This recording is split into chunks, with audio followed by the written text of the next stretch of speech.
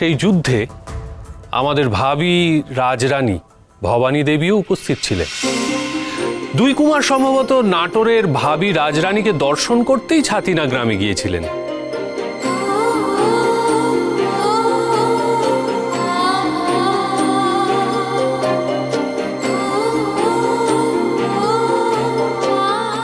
আপনি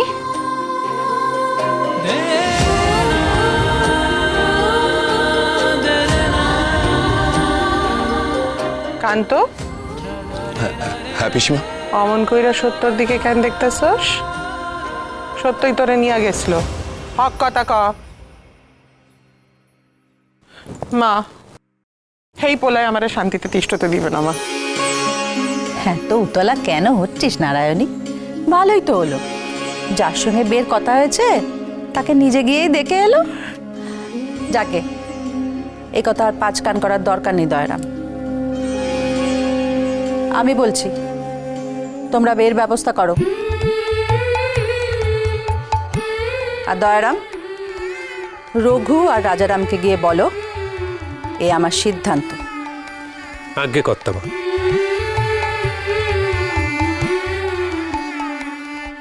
ঠাকমা,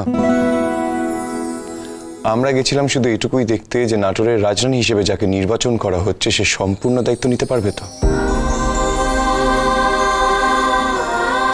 পুরো ঘটনাটাই তো আচার্য গুরুর শোনা দৈববাণীর ভিত্তিতে হচ্ছে।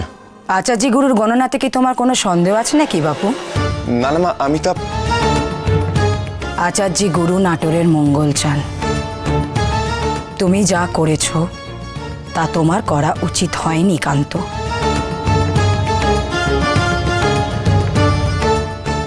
অপরাধ নেবেন না মা।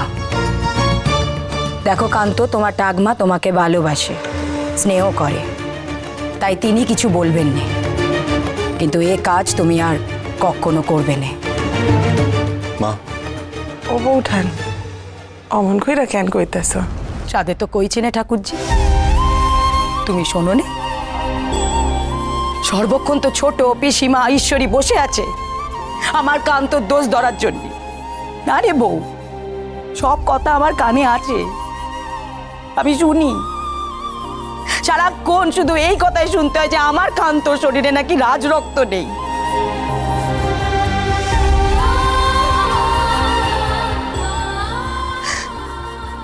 বারবার শুধু এই অঙ্কটাই তাকি আমি। এই বোধহয় আমার কান্ত কোনো দোষ করলি আর ওরা কোনো কথা শোনাবে। মোটে ভালো লাগে না রে বউ, মোটে ভালো লাগে না। বড় বউ, তুমি কথায় কথায় তো কান্নাকাটি করো কেন? শোনো বড় বউ, তুমি হলে নাটোরের কর্ত্রী, রাজা রামজীবনের স্ত্রী, তোমার বেটা যুবরাজ। তুমি এরকম সবার কথায় ভেঙে পড়লে কি করে চলবে? আরে বাবা, দুদিন পর বেটার বউ আসবে ঘরে, তাকে সাহসকে জোগাবে। রাজরাজেশ্বরী রানী ভবানী, সোম থেকে রবি প্রতিদিন রাত 8:30টায় স্টার জলসায় ও জিও হটস্টারে।